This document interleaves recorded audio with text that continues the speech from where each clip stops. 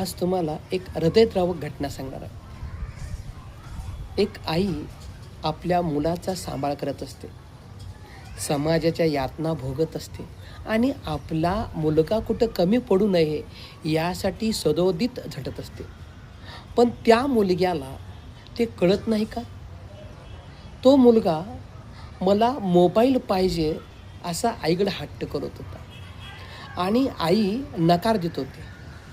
पण तो मुलगा एक दिवस रागानं आला आणि आईच्या डोक्यामध्ये दगड घातला. दगड घालून थांबलेलं नाही आहे.